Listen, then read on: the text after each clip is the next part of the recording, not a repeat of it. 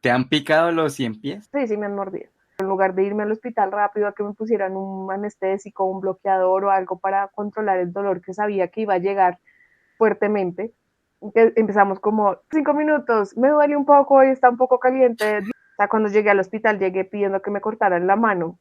Un poco dramático, pero es que el dolor era infernal.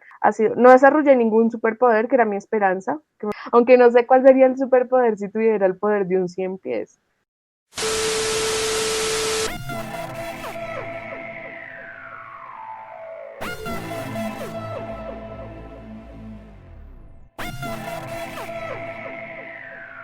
Hola, mi nombre es Andrés Ramírez. Yo soy ingeniero y divulgador científico.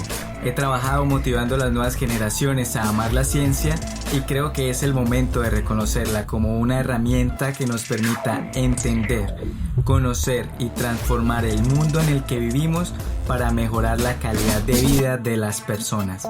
Esto es Conciencia Podcast.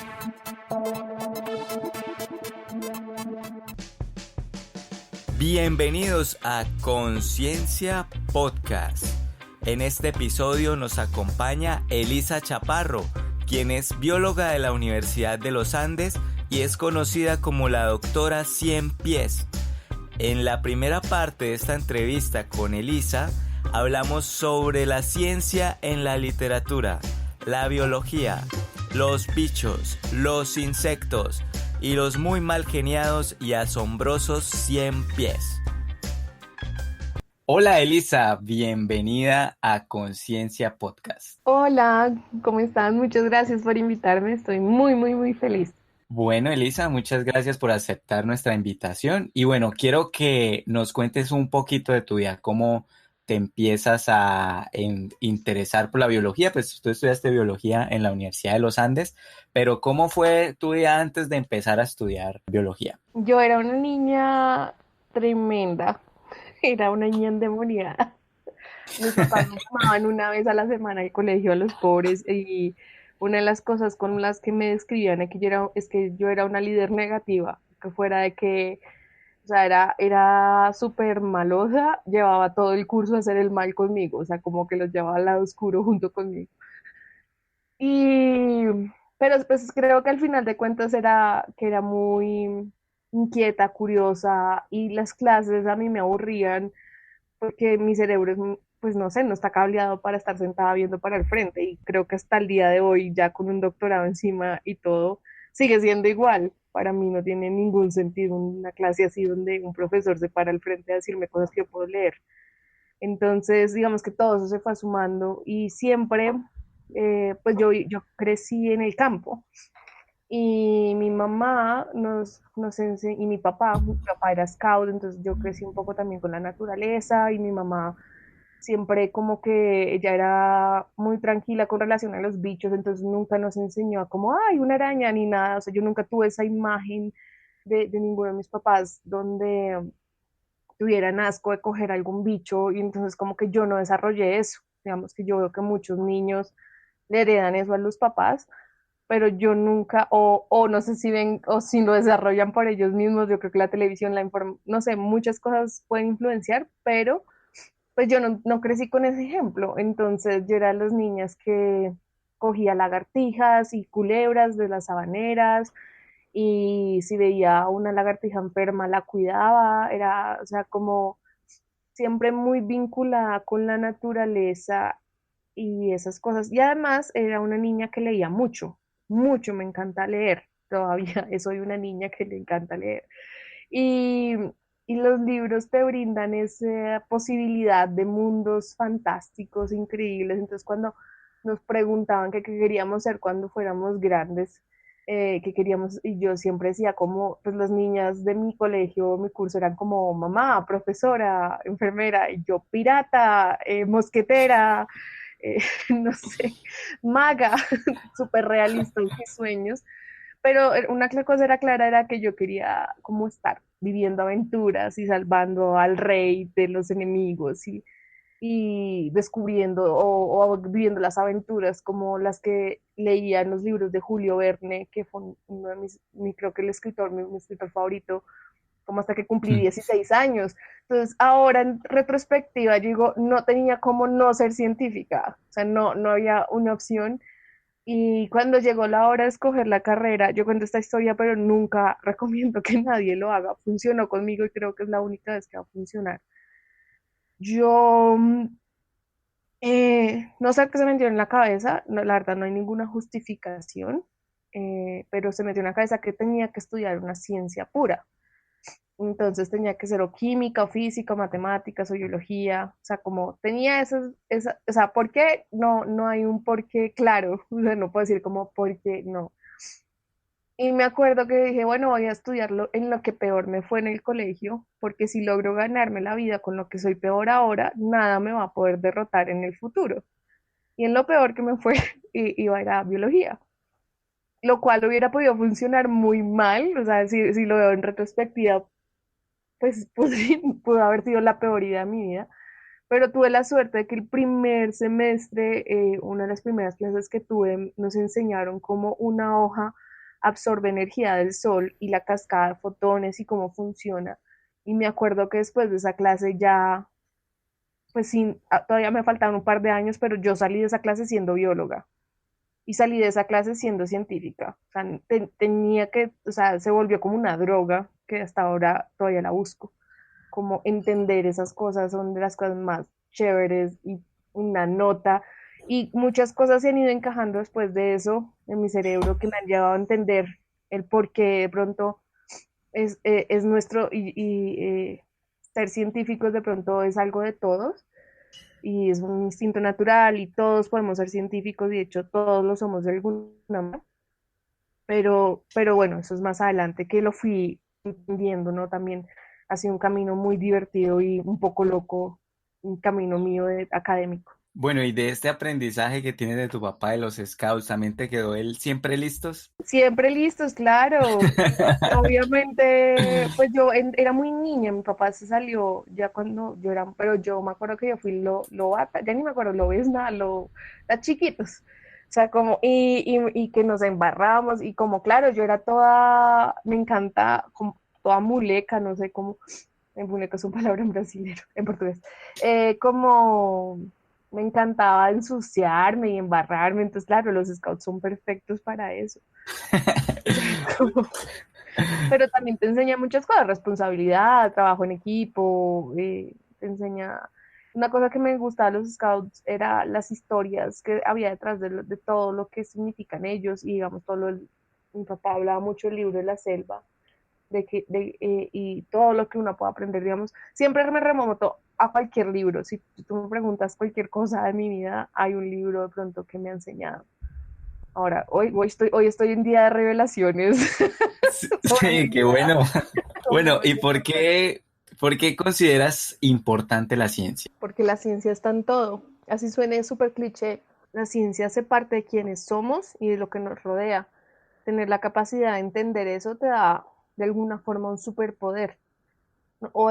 Y solo de entender, pero si además lo puedes explicar, eres Thanos, o sea, eres súper poderoso. Pero creo que en la medida de que entendemos que la ciencia hace parte de nuestra cotidianidad, podemos descubrir que entre nosotros hay un científico también.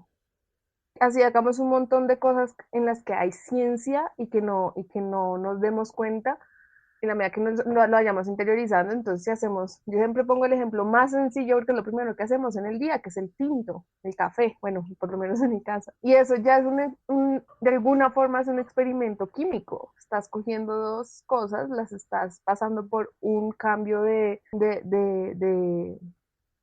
o sea, está cambiando de formato y te da un resultado. Eso lo hacemos con ácidos y bases y luego descubrimos otras cosas, pero hacer tinto ya es un experimento químico y lo que nos permite estar hablando a ti y a mí hoy, el Internet, es ciencia y entender cómo entra oxígeno y sale dióxido de carbono. También yo soy un mayor experimento científico como ser vivo y entender ahora poder abrir espacios donde en los que vamos a hablar tranquilamente y con base sobre lo que está sucediendo actualmente con el COVID-19 o sobre el espacio y entender la maravilla que son. O sea, digamos, si tú ves en El Rey León, hay un momento súper bonito científico que es cuando Pumba o cuando se les dice eso es un De las gas que se está estrellas, sí. quemando, no sé qué, eso es fantástico y eso es una cosa que todos los niños lo saben gracias al Rey León y, y eso es ciencia, es como poder entender que igual, aunque sea un gas que se está no sé qué y que fue que una explosión, eso no deja de ser menos maravilloso que si nos lo imaginamos de una forma romántica, ¿no? Es todavía más chévere o entender cómo funciona. Entonces, creo que la ciencia es importante porque te permite entender el mundo y enamorarte profundamente de él y te permite entender la realidad y ver lo maravillosa que es. Y en la medida que te apasiones por eso, no tienes cómo no vivir apasionadamente, porque todo el día y todos los días va a ser un descubrimiento nuevo y todos los días vas a estar haciendo experimentos y aprendiendo cosas nuevas. Y aprender hace parte de nuestro instinto, porque desde que aprendes a hablar, desde que aprendes a caminar, ya eres un estudiante. Y eso nos va a llevar hasta, o sea, todos los días tenemos la oportunidad de aprender algo nuevo. Así sea algo súper sencillo.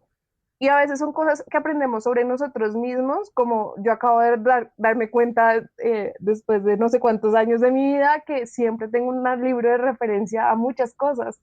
Entonces, eso me parece excelente y te permite vivir de una manera con una perspectiva diferente también. Bueno, y hablemos un poco de tu especialidad, que son estos bichitos, pues muy especiales, que son los 100 pies. Cuéntanos un poco sobre ellos. Los 100 pies, yo digo, los 100 pies fueron el segundo amor biológico mío. Primero fueron las tarántulas. Y luego desarrollé una alergia muy fuerte y no pude trabajar con las tarántulas y me tocó empezar a trabajar con 100 pies. Eh, pero como dijo algún poeta alguna vez, al primer amor se le ama más y al otro se le ama mejor, a los que se le vienen se les ama mejor. Y creo que esa es mi historia con los 100 pies. Irónicamente, a mí me gustan los bichos que nadie más les gustan. Y los 100 pies realmente son unos bichos con un temperamento terrible. Son bien mal geniados y la mordida puede ser un poco dolorosa.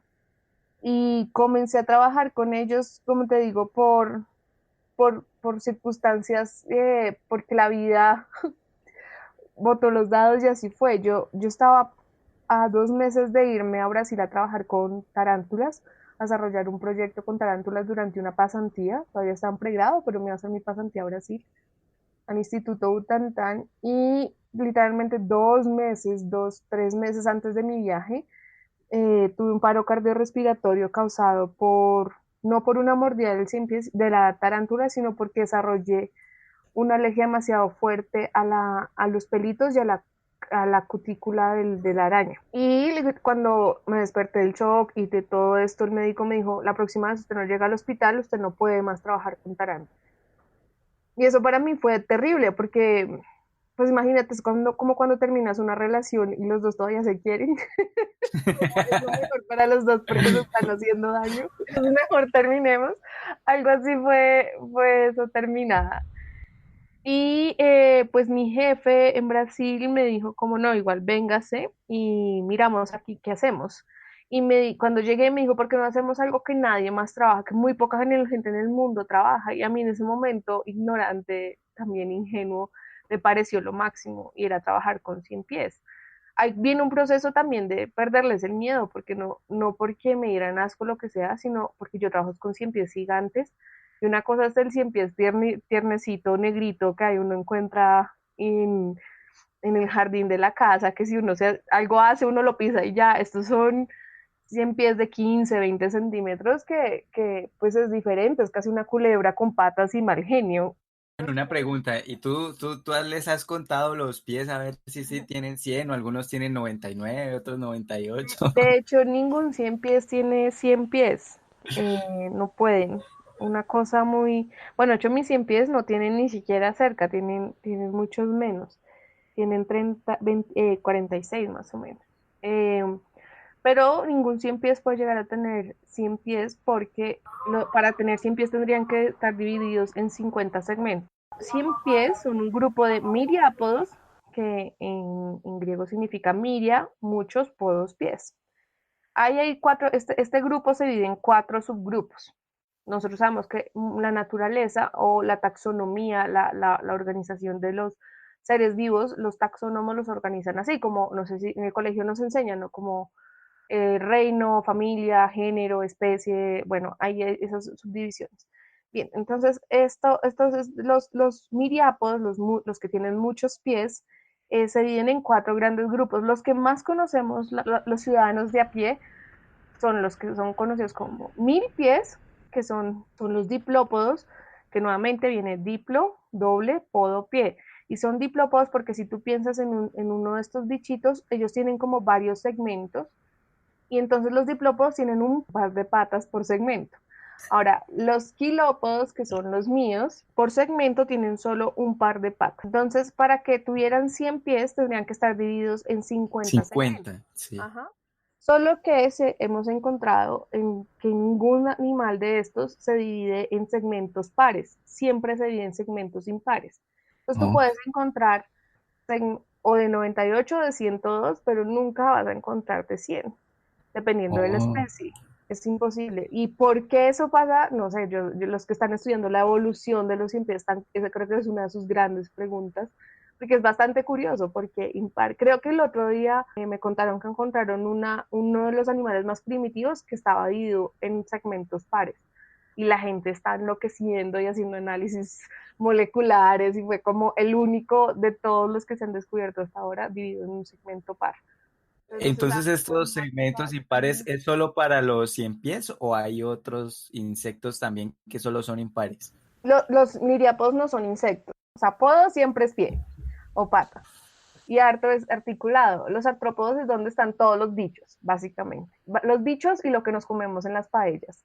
Así yo siempre creo que queda más claro.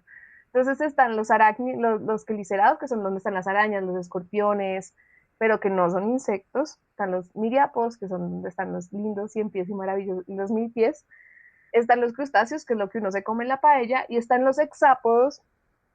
Estoy siendo súper general y otro taxonomista de pronto me puede escribir a decirme, ella está loca, pero siendo generales, están los hexápodos que son los insectos. Entonces, los insectos no tienen 6 patas, entonces, Ah, ya entiendo. O sea, no cualquier bichito que está por ahí es un insecto, solo los que tienen 6 patas. exacto, si Oh. tú les vas a contar, si quieres saber, cuéntale las patas y si tiene más de 6, ya sabes que no es un insecto. A ver, entonces un zancudo sí es un insecto. Tiene Sí, tiene, 6. tiene 6. Ah, ok. No, la mayoría de bichos tiene 6. La mayoría, porque hexápodos son el grupo más grande y más diverso de los seres vivos. Bueno, menos las bacterias. Y bueno, y 100 pies y 1000 pies son dos especies diferentes. Dentro de los 100 pies, que son un grupo, hay un montón de especies. O sea, esto es como el apellido. Y luego tienes que encontrar, o bueno, el segundo apellido. Y luego encuentras el género, que es el primer apellido, y luego la especie, que es el nombre. Entonces, digamos, en mi caso, mi especie, mi nombre de especie sería Lisa, mi género sería Chaparro, y luego sería Aguirre. Entonces, si yo fuera, el miriápodo sería en mi caso, tengo una escolopendra, que es el género, o sea, el apellido, supinipes, que es el nombre o la especie, pero ellos hacen parte de los quilópodos. Y lo mismo acontece con los diplópodos, pero estos son una familia, un grupo diferente. Entonces, ellos son Olarte y nosotros somos Aguirre. No sé si te logré explicar como el Sí, sí. concepto. Son primos, pero no son de la misma familia. Pero en aspectos sí son similares. Sí, los 100 pies, pues a mí los 1000 pies me parecen ser el grupo buena gente de la familia, que ellos no son agresivos, se mueven rápido, pero cuando están asustados se vuelven como, se enrollan, no sé, Ah, sí. Sí, los sí, que se uno mueve se enrollan. enrollan. Digamos que su forma de defenderse es que ellos sueltan una sustancia química que lo que hace es oxidar y huele maluco. Eso es su Huele feo. defensa. Ahora, los 100 pies son re mal geniados, si se sienten amenazados muerden y el veneno con el que, bueno, es que técnicamente no muerden porque para morder tendría que ser con la boca y no pican porque para picar tendrían que tener un aguijón. Entonces, los 100 pies tienen una cosa que llaman forceps y son el primer segmento de patas que está adaptado y que tienen, que es donde tienen la glándula de veneno y todo. Entonces, ellos técnicamente te dan una patada, pero no, como no es con la boca no muerden, como no es con un aguijón no pican. Y el veneno de los 100 pies es neurotóxico, o sea, no es mortal, en su mayoría, claro, si una persona es alérgica, pero en general no, o sea, el 99.9% no es mortal, pero al ser neurotóxico te genera un dolor así muy, muy fuerte. Entonces, son re mal geniados, tiran a morder, o sea, es como los mala persona de la familia, que los otros también son re relajados, o sea, como... Bueno, ¿y te han picado los 100 pies? Sí, sí me han mordido. Pero creo que las dos mordidas más memorables, parte de mis experimentos, yo tenía que anestesiar a los 100 pies y les sacaba sangre directamente del corazón. Pero lo que había hecho, o sea, pues había formas más sencillas de hacerlo, pero lo hacía de esa manera para no tener que matar al bichito. Entonces, y le sacaba pues solamente lo justo que yo necesitaba y así el bicho no se moría después de eso. Pero pues el bicho, las dos veces que me mordieron así más memorablemente, se despertaban en la mitad de la cirugía, obviamente o sea, súper furiosos, y por evitar que se escaparan o lo que fuera, tenga su mordida. Una vez por lo que los míos son bichos tan grandes, pues claro, el daño mecánico que pueden generar es mayor. Un 100 pies del jardín nunca, o sea, te va a pellizcar y si te inyecta veneno, pues te va a doler, pero pues la cantidad de veneno, todo, pues es mucho menor que si tú piensas en un bicho de 15, 20 centímetros. También los forceps y el equipo para morder es mucho, para atraparte es mucho más fuerte. Entonces uno me atravesó una uña, una uña pequeña y no me soltaba el hijo de madre.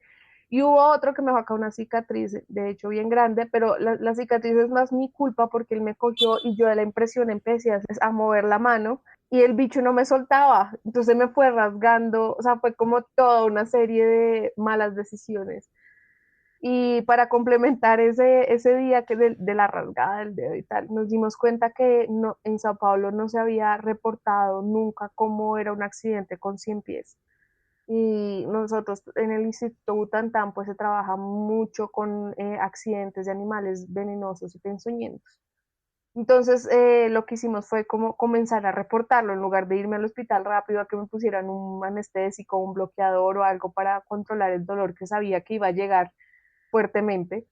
Empezamos como 5 minutos primero, los primeros 5 minutos, me duele un poco y está un poco caliente, 10 minutos con la mano hasta que ya llegó un punto en que ya no me aguantaba el dolor y de hecho intenté seguir haciendo la cirugía de los otros bichos que tenían anestesiados como si nada hubiera pasado, obviamente no funcionó. O sea, cuando llegué al hospital llegué pidiendo que me cortaran la mano, un poco dramático, pero es que el dolor era infernal. Y ya ese momento, por el dolor, las venas se me habían adelgazado, porque cuando uno está sufriendo, pues entonces, ¿quién me encontraba la vena para ponerme el medicamento para el dolor? Porque realmente como no me iba a matar, sino era algo para no sufrir tanto, era mientras tanto. Pero sí, no desarrollé ningún superpoder, que era mi esperanza, que me parece que tuviera un momento Sí, Parker, pero no. sí, volverte la doctora Sí, 100 pies, ya, pues ya la doctora efectivamente. siempre soy, pero tener algún superpoder, no sé. Aunque no sé cuál sería el superpoder si tuviera el poder de un 100 pies. Tendría que pensarlo. Siempre lo he pensado. Me gustaría de pronto, si Stan Lee siguiera vivo, le escribiría como, porfa, dígame cuál sería mi... Porque No, pues la inmunidad, ¿no? La inmunidad, que ningún virus, ninguna bacteria, ¿no? sí, el sistema inmunológico Sí, de ellos. exacto, el En super DC sistema hay, inmunológico. hay un villano que de hecho derrota a la Mujer Maravilla, que es el 100 pies. Nos pueden contactar en Instagram como Conciencia Podcast y en Facebook como concienciapodcast.co. Recuerda que estamos en Google Podcast, Apple Podcast, Spotify, YouTube y todas las aplicaciones de podcast. Suscríbete y comparte. Este episodio fue producido y dirigido por Andrés Ramírez, @andres.ramirezq. editado por Pedro Duarte, @PedroDuarte1120. El trabajo gráfico fue realizado por Vanessa Duarte, @VanarDesign. Gracias por escucharnos. Hasta la próxima.